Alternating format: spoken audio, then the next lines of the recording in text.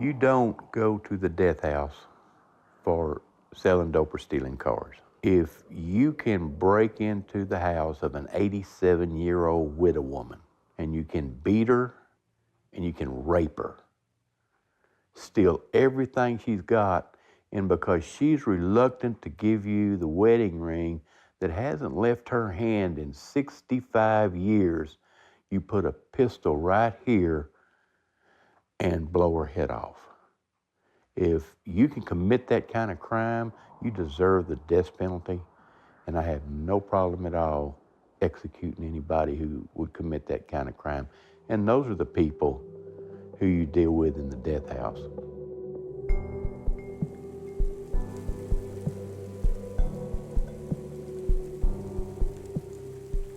We're Texas, and if you get the death penalty, well, by God, you're gonna die.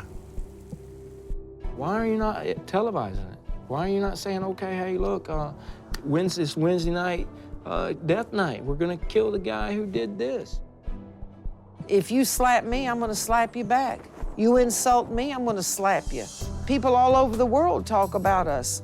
Texans aren't playing when they say don't mess with us. And I think the court records show that there were 5 shots fired within 40 seconds. So that's one shot, what, every 8 seconds?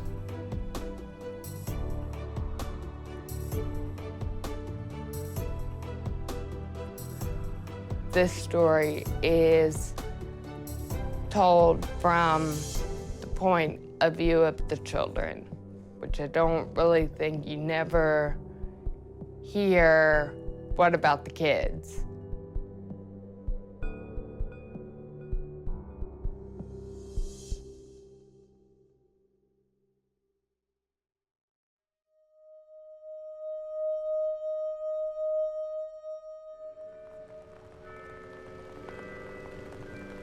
That's killing time. It's 6 o'clock. Time for an execution.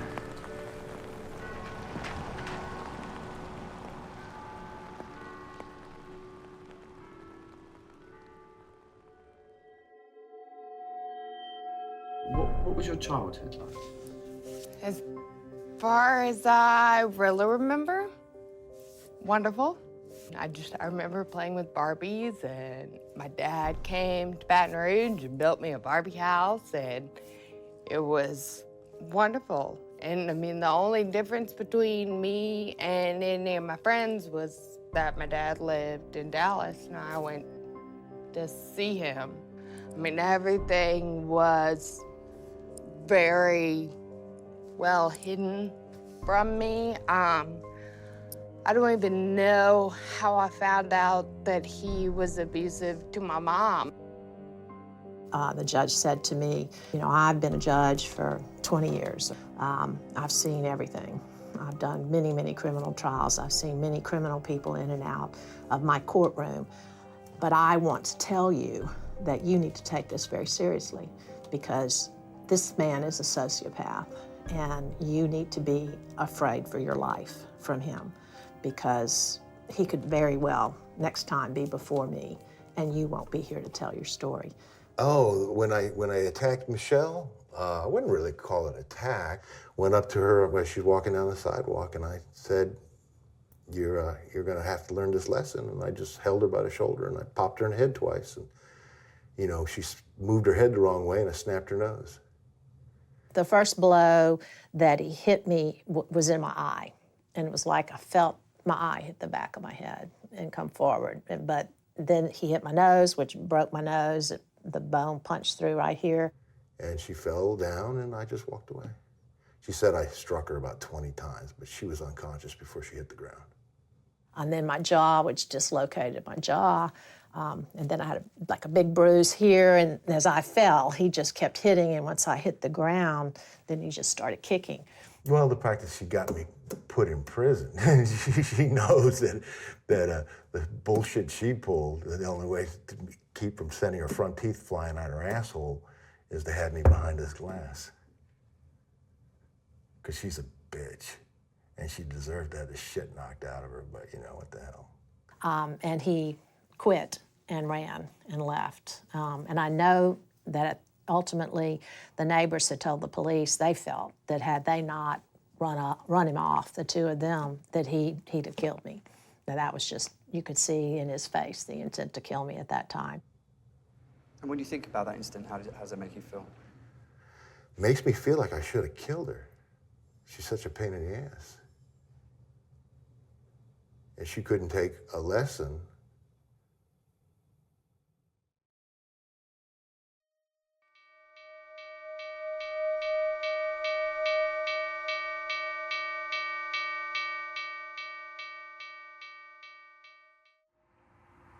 I've never seen my dad dangerous a day in my life. So he never did anything to make me feel like he was a threat to society. Tonight in Huntsville, in the execution capital of the United States, a man by the name of Coy Elvis Westbrook is going to be murdered by the Texas prison system. Elvis, if you can hear us, you should know that we are out here, we are protesting this execution, and we will be out here standing in solidarity with you until it is over. Can you tell me what happened or why your dad ended up in prison? My dad killed 5 people. The Death House is a prison, and it holds a couple of thousand people. Where they have protesters stand is on one corner, and catty corner all the way in the back of the prison is where they execute. I've understood from people who got last-minute stays that we can hear you on the bullhorn way back in here. So when Coy, or who goes by the name of Elvis, when Elvis is executed today, I hope he can hear us and know that his parents may have died, but there are people that care that he's being murdered. I've never been ready for my dad to die. I kind of wish that something would have happened where he would have died on his own, like a heart attack or something else, so I wouldn't have had to endure this pain that I've went through.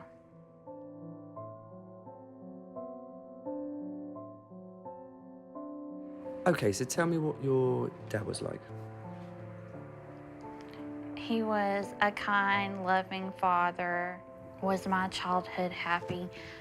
Mostly my childhood was with him, yes.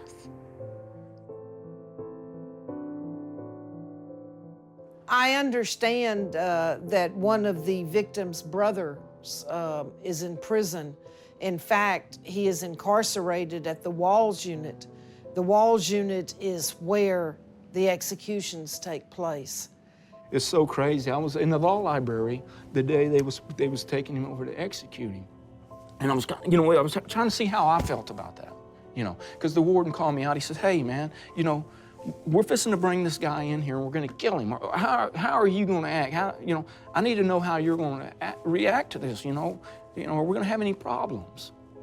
Well, you're already killing him. What kind of problems you're gonna get from me? What am I gonna do? Run out and kill him first? Mr. Westbrook was actually the first client that I was appointed on when I moved to New Mexico, and that was 13 years ago. So I've been representing him for 13 years. His case is the saddest of all the 15 of these things that I've handled, because he really is intellectually disabled, or mentally retarded is the formal word for it. And even the state's experts tested him at below the IQ cutoff level with a 66 IQ. But nonetheless, it's Texas, man, and it's almost impossible.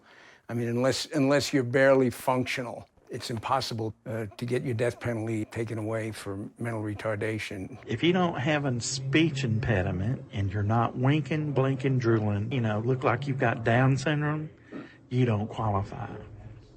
Well, I don't qualify because I'm not winking, blinking, drooling, and I don't have Down syndrome. That doesn't mean I'm not retarded.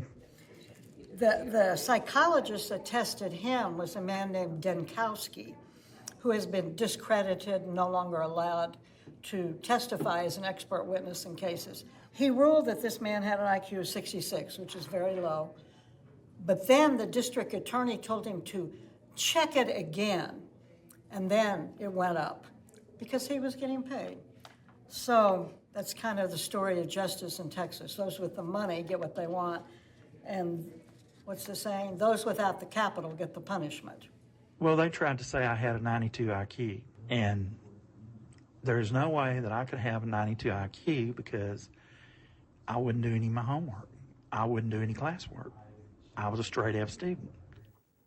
I mean, he insists he's mentally impaired. I interviewed him, and he came across pretty, I don't want to say intelligent, but cogent to me. I'm no psychiatrist or psychologist, so I can't make that judgment. Although I have talked to people who indeed I thought were mentally impaired, and he wasn't one of them. But then that's strictly a judgment based on interviews I've done with hundreds of inmates. People with mental illness are executed. People whose attorneys slept in court are executed. People who have very low IQs and function like a child are executed. This is what Texas is doing with our money. A person who is intellectually deficient, has a low IQ, makes no difference. That person knows the difference between right and wrong. There is also a difference between being insane and being a dummy. And if you have a low IQ, that's not a defense. It's not a defense in Texas for capital punishment, and I don't think it should be a defense.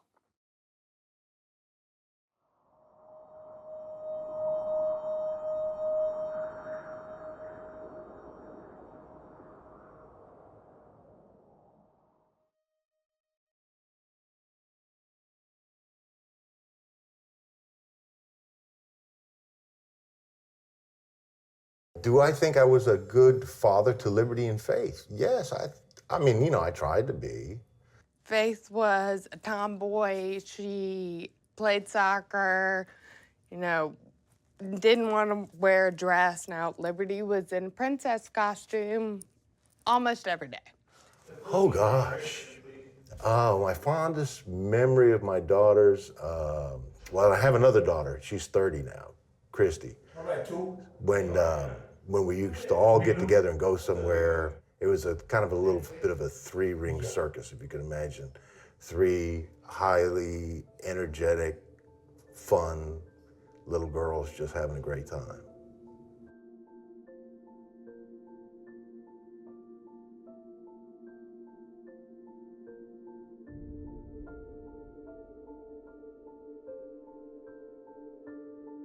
So when Mary Jean filed for divorce, I knew she was going to betray me, and that betrayal would probably lead to all of our deaths. So I went and got their names.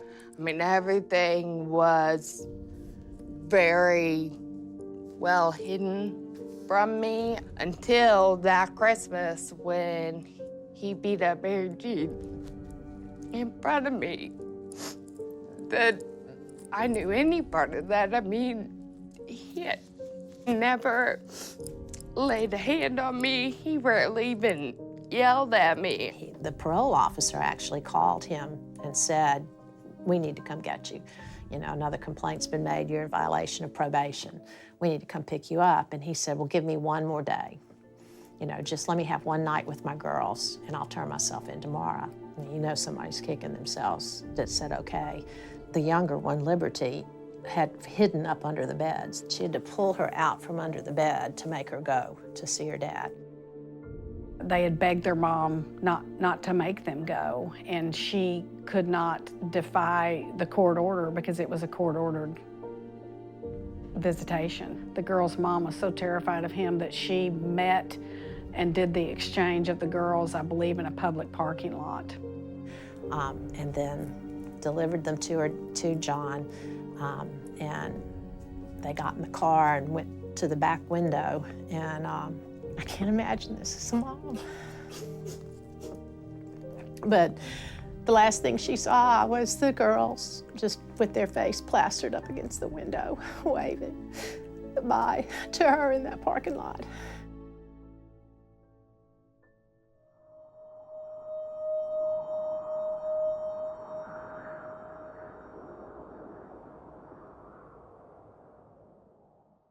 Coy Westbrook, who's about to be put to death, was divorced from his wife back in the late 1990s. Apparently their rocky relationship never really ended, even though they were divorced, and they continued to see each other.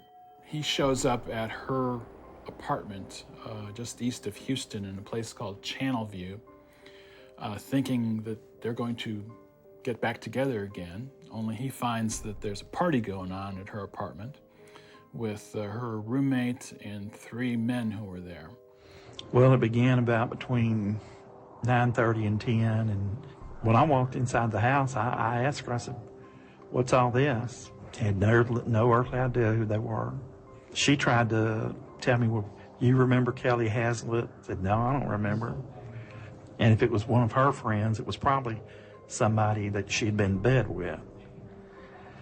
The guy was the last guy standing, you know, so whatever his story was what it was boiled down to. But, you know, nobody was there but him and the 5 people that died. As the evidence shows in the case, or at least as Westbrook explains, she goes into a room and goes and has sex with one of the guys. Or they make fun of Westbrook, and she decides she's gonna have sex with another one of the guys. He's tired of being ridiculed. He decides he's gonna leave.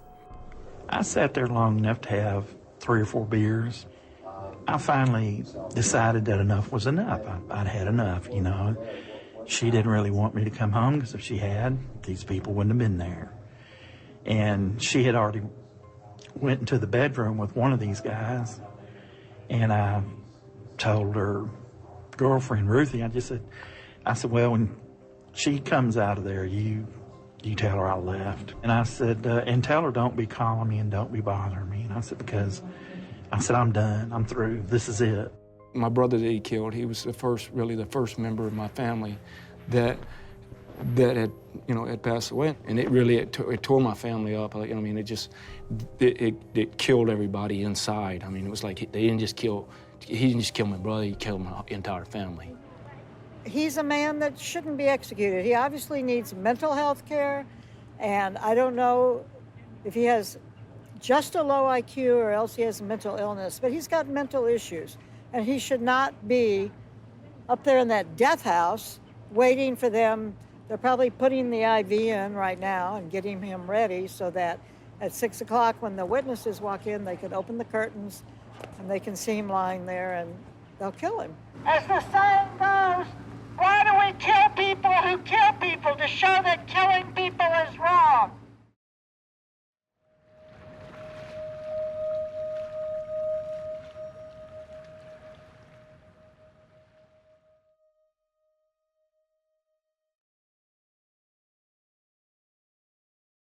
So when my mom told me at the beginning of January that his execution date had been set, it was more just overall sadness. I'm not going for him. I am going for me because I want to see my dad one last time. But when I finally got in there and I saw him, he was surprised to see me, but he was happy that I was there. And he told me then, like, he had always, part of him had always wished that I would never come, just so I didn't have to see him like that. Oh, what are my feelings towards my execution date? Yeah, it's 2 weeks. Today, Wednesday. Today's Wednesday, so it'll be on Wednesday the 30th. You know, it's a way to get out of here. The thought of him being executed upsets me. For 15 years, I have prayed that he would die in prison from anything before an execution date was ever set. Would I say I'm ready to be executed? I mean, I don't want to be, because especially now that I'm speaking to my daughter, I like that. But, I mean, as far as like mentally prepared, yeah, I mean, it's not gonna be that big deal. I mean, it's better than getting snuck up by somebody and shot in the back or killed in a car crash and, you know, chopped up the hamburger meat, or dying in some stupid son of a bitch's war in some place. So, I mean, of all the possibilities, it's not that bad. It's very clean, and they're very nice to you, considering.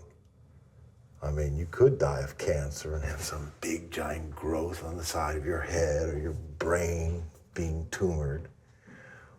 But, I mean, just you go to sleep. It's kind of nice. It's almost Snow White-ish. And the more and more I talk to him, I mean, it's just, he has multiple mental disorders that he was at least diagnosed with during the trial. So he refuses to take any medicine in prison. And he's locked up in a cell most of the time, so I can only imagine you go a little bit crazy anyway, even if you are sane to start with. We could use a good fascist, you know? I mean, the race does need to be sterilized every once in a while.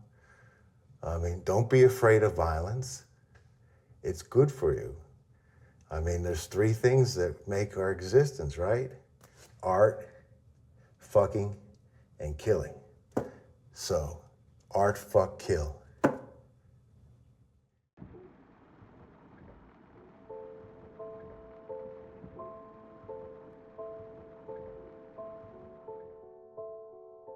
A 911 call had come in from the girl's mother stating that she had been on the phone with her daughter, Faith, and she could hear Faith go, "No, Daddy, no, no, no, Daddy, don't."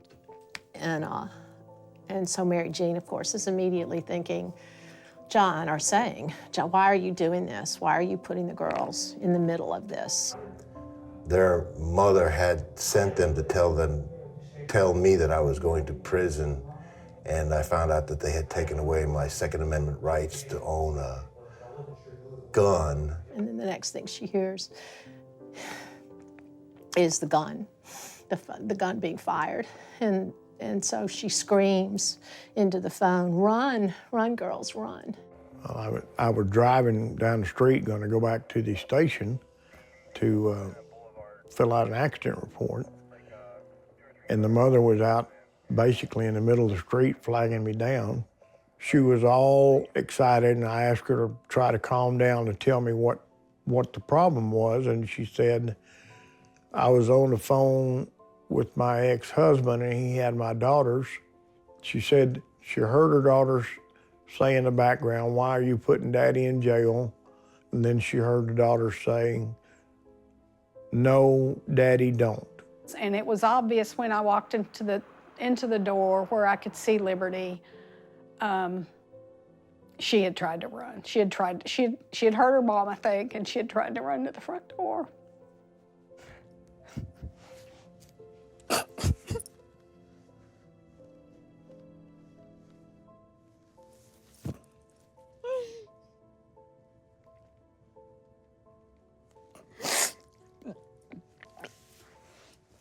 It's weird to look back on it now because, of course, I'll always remember them as 6 and 9 years old when I was 15. We looked everywhere we could to see if maybe he was still in the apartment, but he had evidently gone. You have to call the medical examiner and the crime scene people, and of course an ambulance, we called them, and there was nothing they could do. When the officers they opened the door for me, Liberty was right inside the front door. It was obvious that she had probably been running towards the front door. And she basically, for lack of a better term, was gunned down. It was obvious that she had multiple gunshot wounds. She was lying in a pool of blood. Her little hair was, she had long hair, and her little hair was, it was just, it was fanned out around her head. And I'll never forget that because it was in congealed blood. And her sister, Faith, she also was lying face down in a congealed pool of blood. He had shot them both with in the torso with a little pistol that he had. And then once they were down, he put a Glock 9mm to the back of their head and pulled the trigger, and that was a case of severe blood loss. He had all of this on speakerphone, so she could hear all of it going on. And then he got on the phone, or said, Merry effing Christmas, Mary Jean, to her, and then left, locked the apartment and left.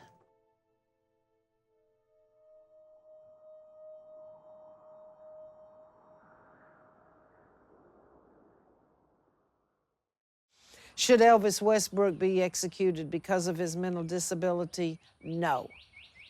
He did not fully understand what he was doing when he went to the truck and got that shotgun. He tried to get his keys to leave. They made fun of his manhood. They made fun of his ability to satisfy his wife. Therefore, she was going out on him. They threw his keys. They actually took his keys and threw them outside where he could not find them. In his mind, the only answer was to get the shotgun. In someone else's mind, you would have walked down the street, maybe.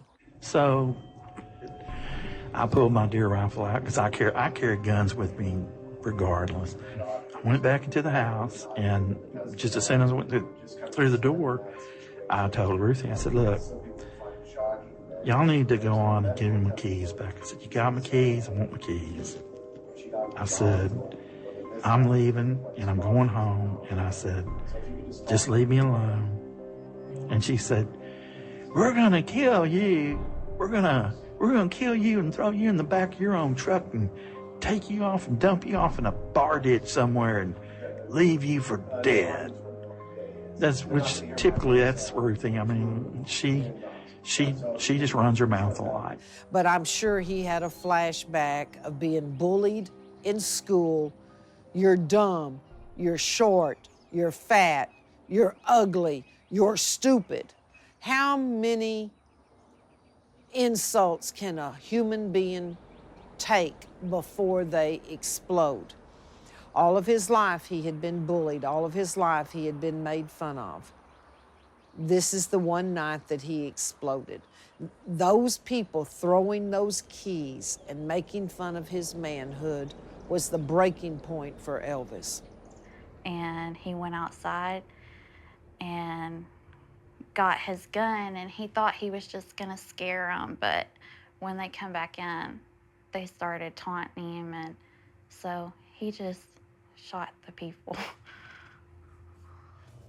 Can you fault the guy for being crazy? I mean, he's got mental problems. I mean, it's not Kelly's fault. It's not the wife's fault.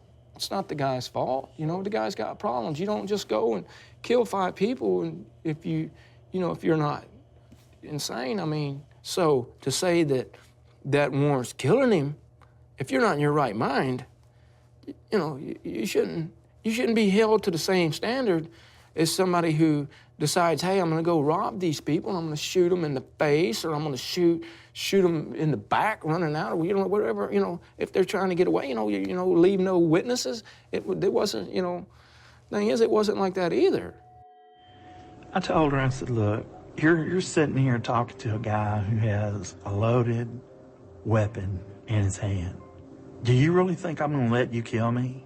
And she took a beer and she just threw it in my face. When she did, I shot her. She started yelling, what'd you shoot me for? What'd you shoot me for? Well, there's obviously why she got shot.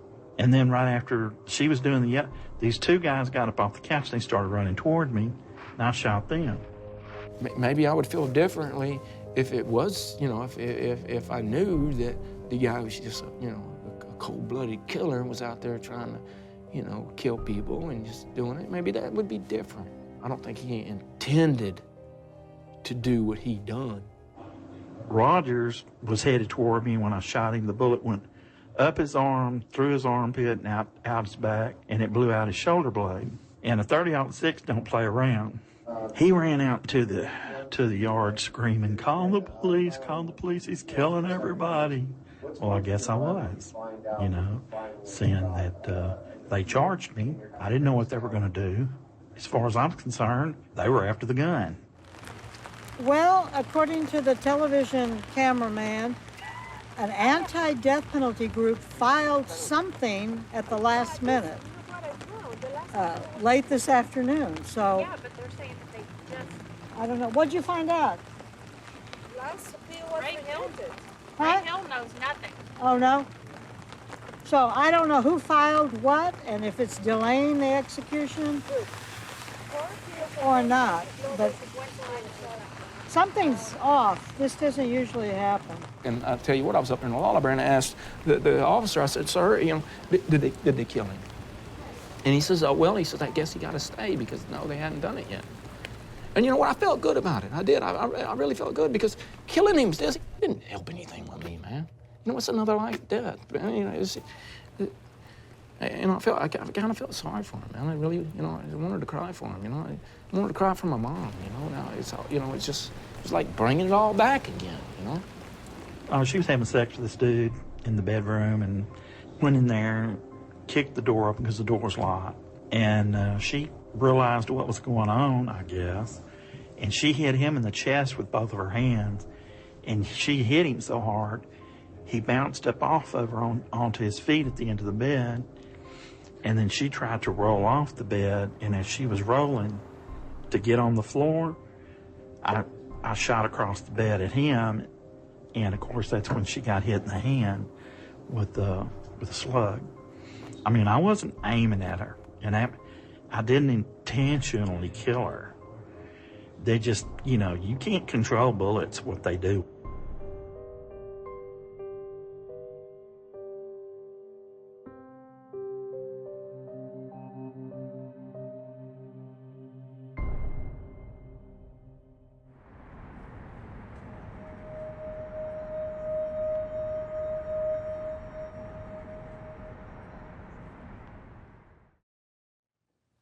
I worked a lot of scenes in my career. I've worked a lot of homicides, and you know, there's just some that you won't forget.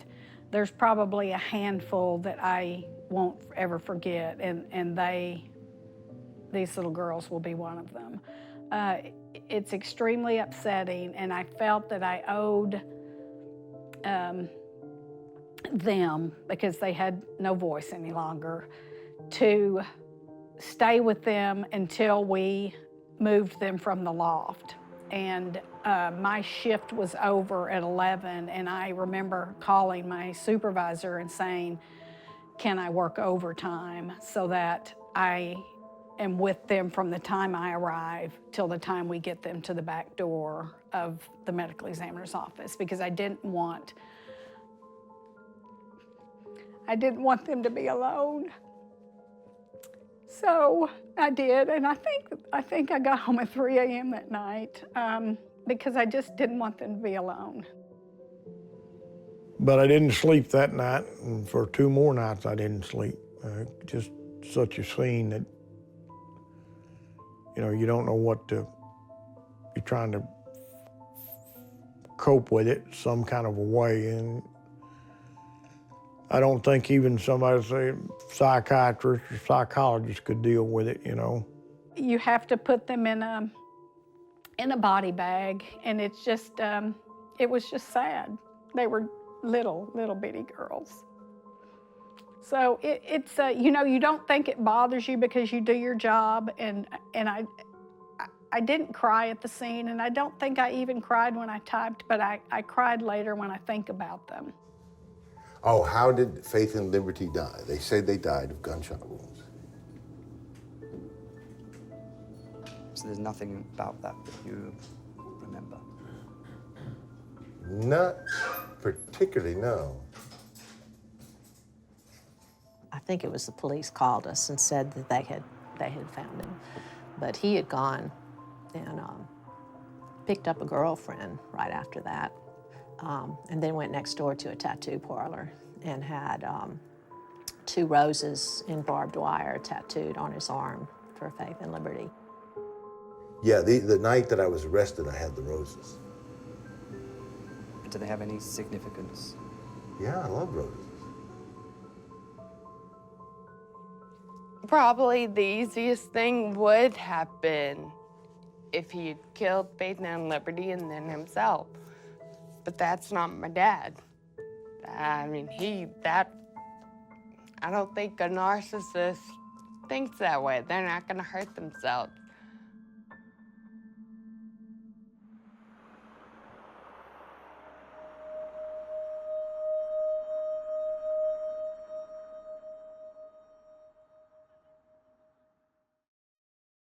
I'm a former trial lawyer, and this work is hard for me in that respect because I see how these lawyers botch these cases and how they don't care and how they just don't know what they're doing.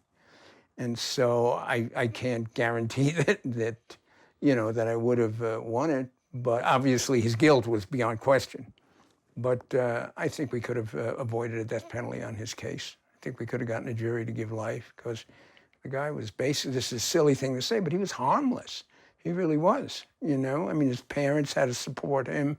I mean, he held down menial jobs, security guard, nothing that required any intellectual capacity. So, but that was not brought in front of a jury. It took me aback when I started practicing down there is just the mean-spiritedness of the whole system.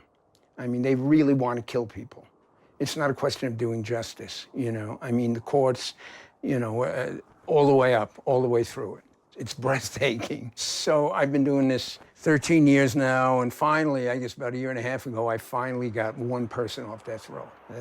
That would never get me to the pros with a batting average like that, Yes, I could totally understand how he snapped because I think I would have done the same thing if I was pushed to the levels that he was pushed to. I think I would have done it too. Yeah, death penalty opponent Ward Larkin of Houston filed an appeal hours before. Where's Bruce's cruel punishment? Oh, but the Texas Court of Criminal Appeals rejected it. It was rejected. Oh, my God. Ward Larkin filed an appeal. Hey, Dennis? Ward filed an appeal. I've forgiven the guy, okay? I have. I'm not going to take that to my grave with me like my family did. I'll tell you what, it tore them up. It ripped them apart. My poor mom, I really don't even talk about it because that's who it really hurt, And it killed her, man. And you know what? She took that to the grave with her. And not only that, she had to see another kid die and another kid die. And I'm just thankful that she's not alive to see me here now. From my conversation with Westbrook, he is ready to go. He acknowledges that that's going to happen and that he says he's had 18 years to prepare for this. So he says, I think he told me that he was optimistic that they are going to kill him. Well, I will tell everybody out there that Elvis ain't dead yet.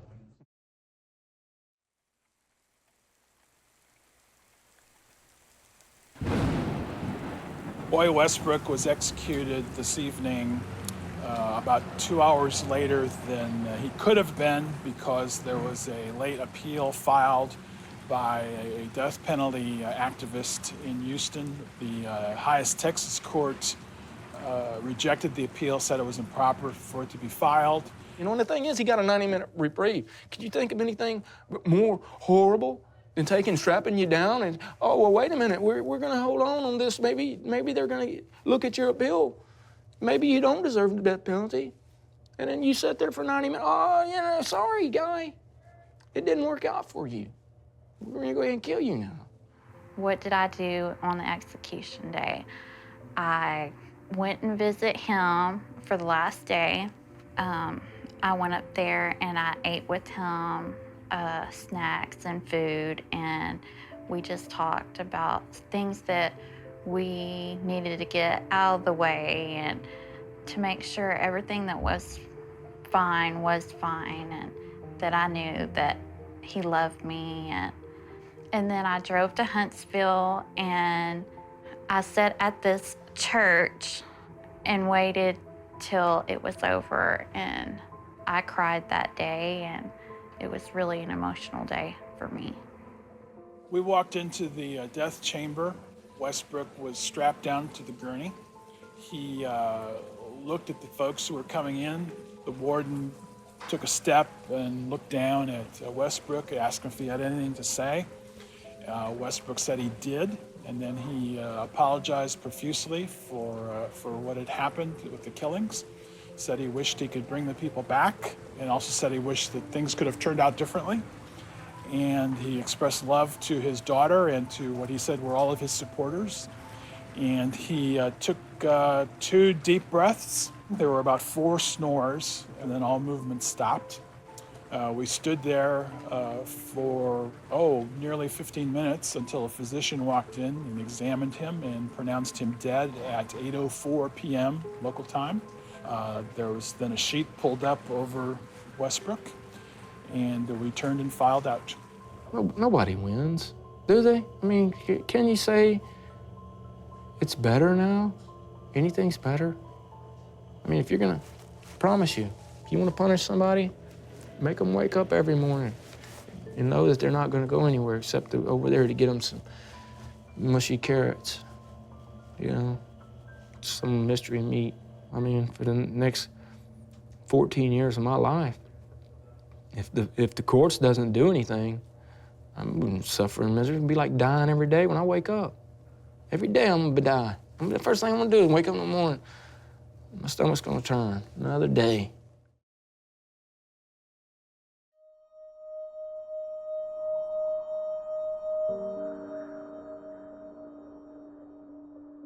And the funeral was, oh, God. The funeral was so hard. I mean, as you might imagine, with something so tragic to happen, the worst part was that someone sang the song, Jesus Loves Me, This I Know. You could hardly hear the person singing the song over the sobs from everyone in that church. At the funeral, she basically almost laid down on the coffins, the girls' coffins, and said if it's the last thing she did, she'd see that justice was done. And in her mind, the death penalty would be the ultimate justice for what he did. And so I think that's how she'd feel right now. Yeah, the charge is capital murder, and for my 2 daughters, Faith and Liberty, in 2001. I was called to testify for the evidentiary hearing. The pictures that were introduced, some were mine and some were from the Dallas Police Departments. What was hard to sit through was how it affected the jury, how it affected the judge, and she did remain impartial, but you know, nobody in that room could remain unaffected. We didn't see the damage till we went to trial, and they showed the crime scene pictures, and still can see them, you know, 15 years later. When I was on the stand, I did not look at him often. He was unaffected by it. He did not appear to be really concerned about anything but maybe himself. You know, I always said if I ever sit and looked at the devil, I was sitting across the table from him, probably 10 feet away, you know, and still remember those eyes and that look and that stare.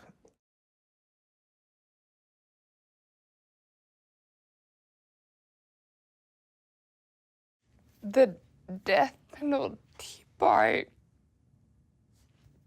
is obviously hard for me to deal with because, yes, Mary Jean has always been happy that that was the sentence he got, that was how Big Liberty would get justice.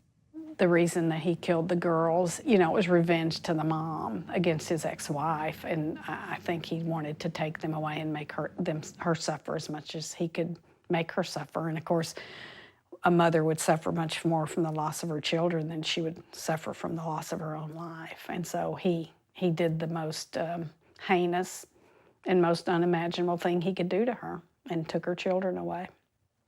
I hate what he did, but that's my dad. And he wasn't a great dad all the time to me, but for the most part, when I was with him, he was a great dad. So it's hard for me to just shut it all off and be like, I don't want anything to do with you.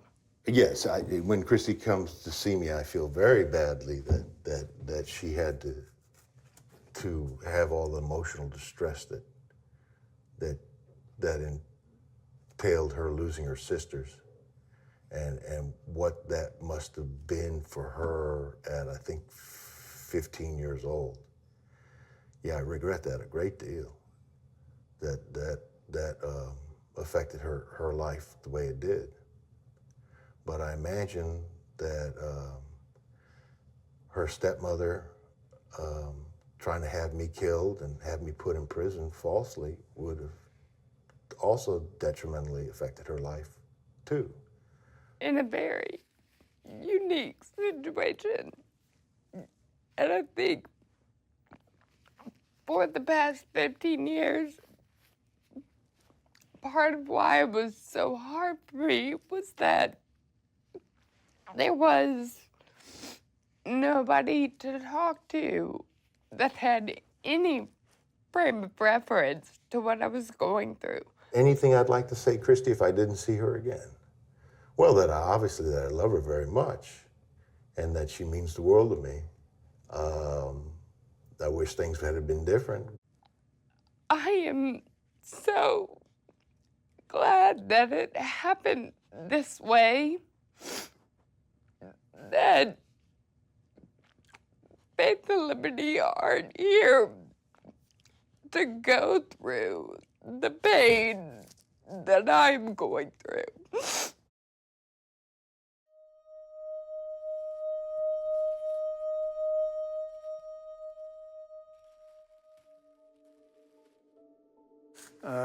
Mr. Westbrook was executed last night.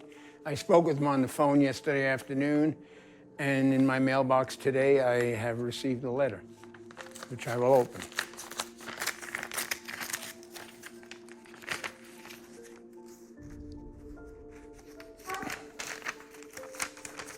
There's a lot here, guys. This is a letter from Mr. Westbrook with what he calls a final question, where someone has told him that if his name is spelled in capital letters on the indictment, that it's a corporation, and so that maybe the indictment that charged him with the 5 homicides was false, and it might be a last-ditch effort, which you hear a lot. I mean, and you can understand anything that even creates a glimmer of hope, will generate a letter. Oh, this line hurts. I'll be dead by the time you get this. It's a great line of work, boys.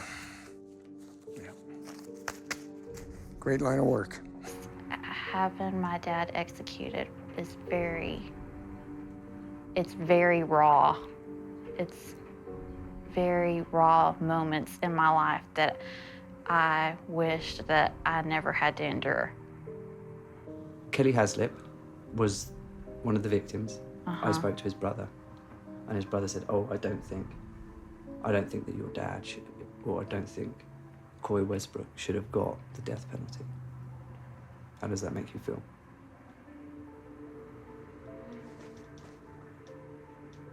That makes me feel a lot better. It makes me feel great that one of the victims, thought that my dad shouldn't have gotten the death penalty. Sonny doesn't understand what's going on. She knows her father was killed. She knows he was executed. And she doesn't understand why they did this to her daddy. She knows what happened. But, she wants to sit around and say, why did it happen, Pat? and you have no answer. I mean, you have lots of answers, but you don't have a good concrete answer for her that she would ever understand. What do I miss the most about my dad? Getting to touch him, hugging him, because throughout this whole period, I've never got to touch my dad. The only time I got to touch him is at the visitation and the funeral. So that's really hard. Yes, I struggle every single day not having my dad around.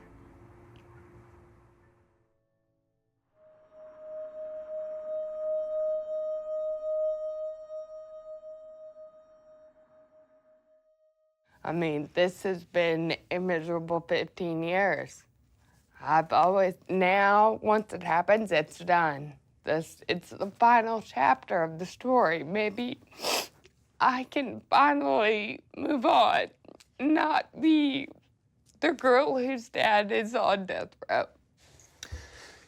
Oh, have I thought about my last statement? Yeah, I've run a couple different ones by. I've thought of Soylent Green as people, and then bring an image of Charlton Heston in and say, hang on to your Second Amendment rights, vote for Trump, say something derogatory about my poor ex-wife, tell my daughter I love her. But I'm not having any witnesses there, so I'm not really concerned about it. There's going to be a couple little cocksuckers from the DA's office who I could give a shit about. They enjoy that because they have small penises and smaller egos. So watching somebody else be killed because they're not man enough to do it themselves, what do I care about those little piss ants? Like when the anniversary of their deaths would come, nothing really ever felt finished. Like I always feel like other people who have a loved one who's died, their anniversary of their death comes around and they grieve for them and they move on. I can grieve for Faith and Liberty, and then my dad's still in prison. So I just feel like now I finally get to wrap it all up. I hope. I mean, I have no idea. All I can do is hope that I don't know if come March 31st, I'll wake up and be like, oh, it's a new day. But I do think that I will definitely feel better once it happens. I think. Maybe not immediately. Maybe it'll take me a little while. What are my feelings when the warden will come get me and take me to the gurney at the Huntsville execution chamber? So I would imagine there'd be a little bit of anxiety, but other than that, it'd probably be a trip. I mean, how many people get to do that? It'll be odd, but scary, I don't think. I mean, what would be to be scared of? You know what's gonna happen. Except if they call at the last minute and say, no, don't do it. And then you're like, oh, fuck. I gotta do this all over again? Because I've known guys who've done that 4 or 5 times and they just never are the same afterwards.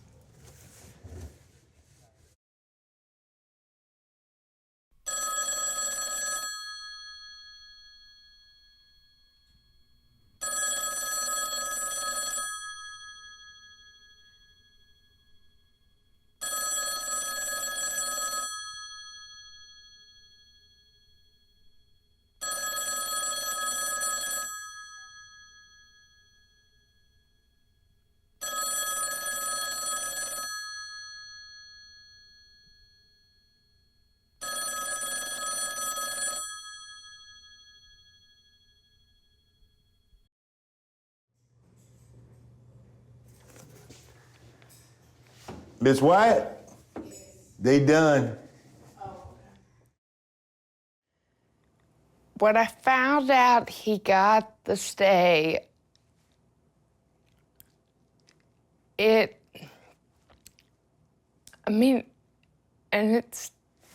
still is. It's one of those, I can remember that moment as vividly was finding out that Faith and Liberty had died. Now, the kinds of cases where they have held the person to be incompetent to be executed, there have been very few, first of all. And the person has, for example, had their, quote, last meal in their cell, and they come to get the person to walk what's commonly referred to as the Green Mile to the execution chamber, and the person would say to the guards, "Can you hold my food for me till I get back?" Obviously not understanding where he was about to go. That's the level of incompetency that I've seen. I honestly don't know that there is even anyone ever, anywhere, that's had their 6- and 9-year-old daughter killed while they listened on the phone. You try to move on, you try to have another life, and hanging over your head the whole time is, I have to deal with the murderer of my children still, with that whole upheaval, and then it doesn't happen. I do feel like the state did rob me of a new beginning. Today being the 15th anniversary, a month ago, I thought I was gonna get to this day and it feel totally different than the past 14 have felt. That I was going to have this sense of closure and kind of all the pain would have died with my dad, almost. And now, today came and I don't know what to feel. Everything I thought I was gonna feel doesn't exist yet, because now I'm just thinking, oh great, when a new date is set, I get to relive this all again.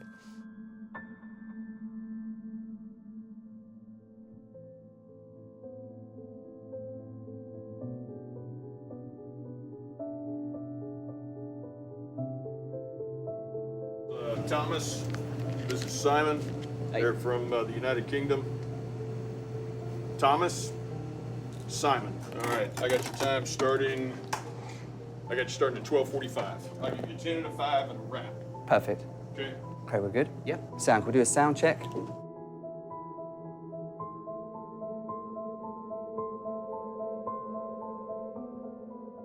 Oh, yeah, I believe that I did not kill my daughters in the fact that they weren't my biological daughters. They were my legal daughters. I guess this distinction.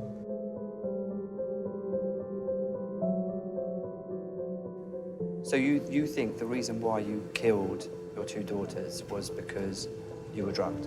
I think so. If I did it at all.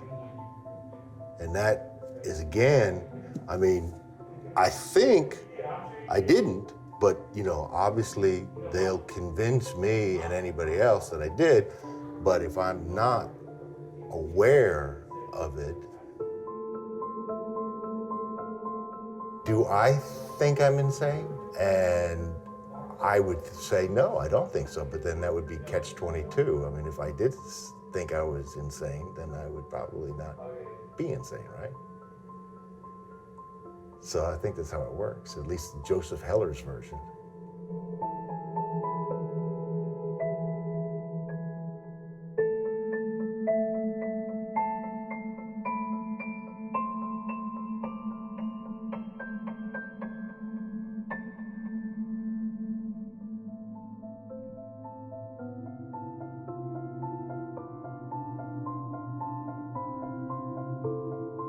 And I don't get to react with very many people. And you can see why, probably.